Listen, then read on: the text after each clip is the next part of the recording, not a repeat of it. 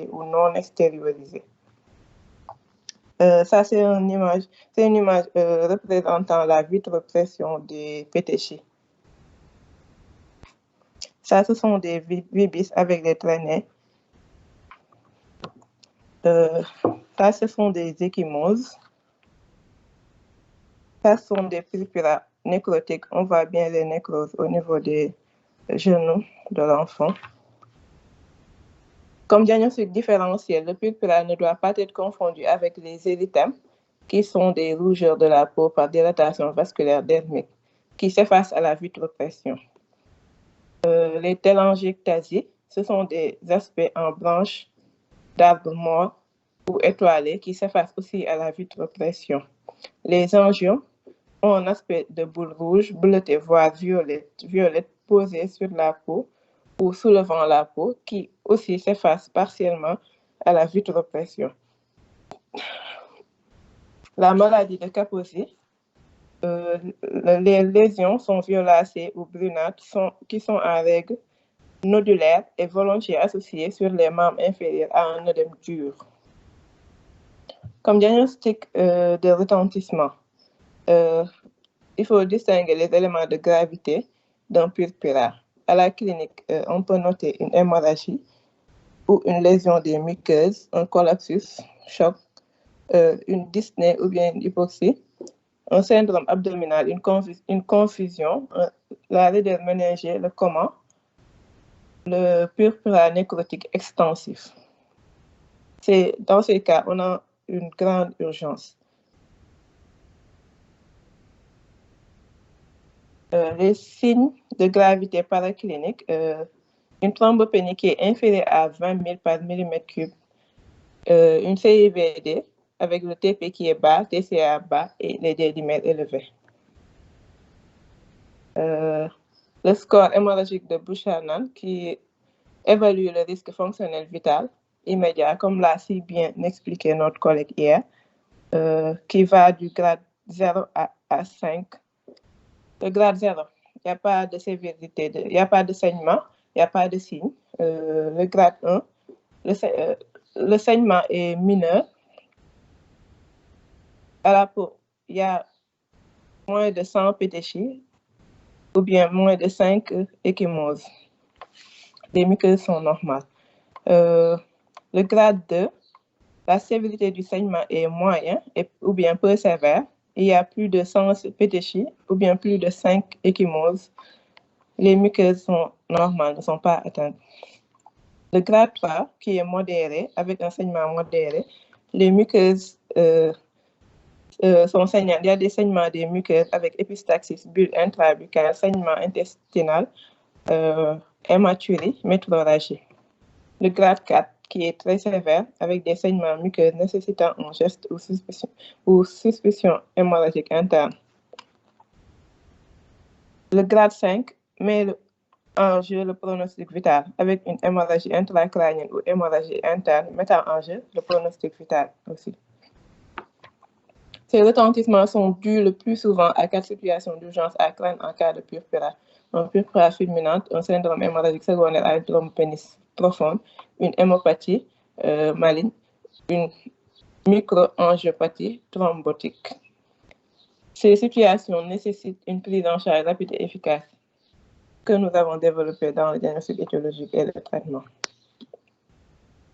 Le diagnostic étiologique, l'enquête étiologique concerne l'interrogatoire qui doit être minutieuse.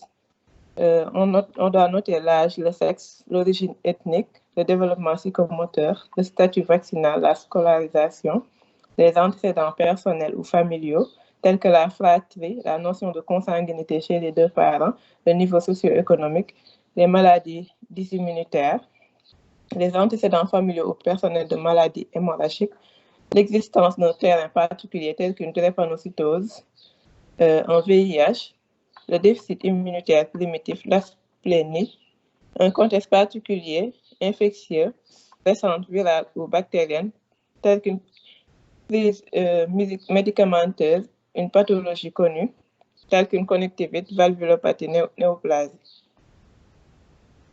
Le mode d'apparition brutal ou progressif. le caractère aigu, récidivante ou chronique du symptôme. Les signes associés extracutanés tels qu'une altération de l'état général et céphalée, les troubles visuels, les arthralgies, les arthrites et les douleurs abdominales. Il faut également faire un examen clinique complet en insistant sur les constantes, les mesures anthropométriques et l'examen du purpura, les types de lésions, pétéchie, échymose, nécrose ou bien vubis, certains aspects particuliers, nécrotiques ou bien urticariennes, la topographie localisée ou diffuse, les facteurs déclenchants éventuels, spontanés ou bien traumatiques et pour quel degré de traumatisme. Les lésions associées telles qu'une atteinte des muqueuses, les vésicules, les bulles, les pustules, et l'évolution qui peut être stable depuis son apparition ou bien évoluant par poussée ou une extension rapide.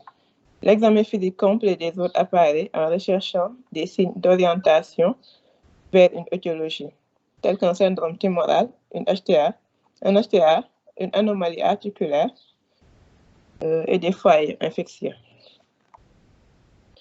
Les examens paracliniques de première intention sont la numération formelle sanguine, qui est le bilan de première intention, qui objective le nombre de plaquettes et le volume plaquettaire moyen et permet de distinguer les purpura thrombopéniques des purpura non thrombopéniques. Les purpura thrombopéniques ont une thrombopénie, c'est-à-dire les plaquettes sont inférieures à 150 000 par millimètre cube.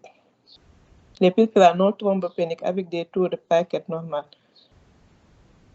On note bien qu'en cas de thrombopénie, et s'il existe des éléments cliniques permettant d'évoquer une cause non hématologique, il faut s'assurer de l'absence d'agrégation plaquettaire par un nouvel examen de NFS sur tube citraté pour écarter les fausses thrombopénies.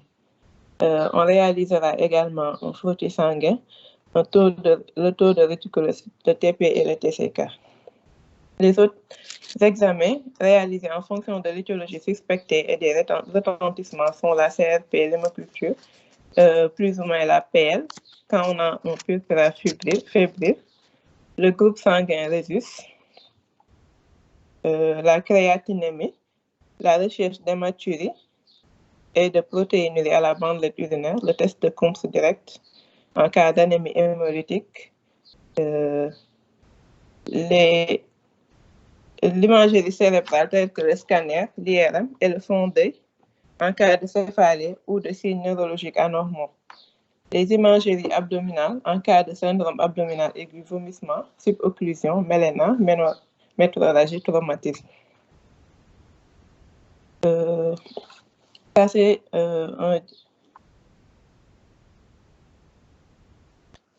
un diagramme qui représente les causes de purpura. On peut noter des purpura, comme on l'a tantôt dit, on peut noter des purpura thrombopéniques qui sont essentiellement faits. Leurs origines sont soit périphériques ou bien centrales.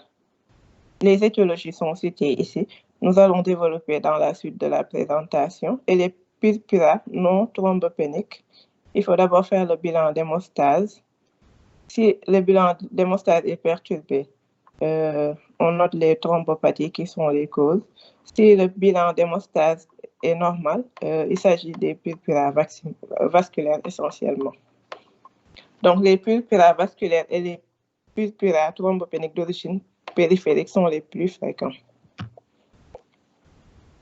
Ça, c'est un tableau qui différencie les thrombopénies, les purpura thrombopéniques des purpura vasculaires. S'agissant des purpura thrombopéniques, la lésion elle est monomorphe.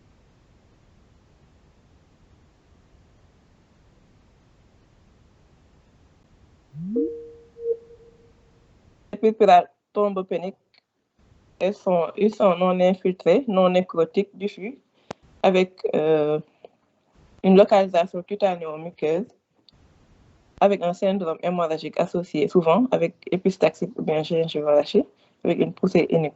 Pour les purpura vasculaires, leurs lésions sont polymorphes avec une infiltration Parfois, ils sont nécrotiques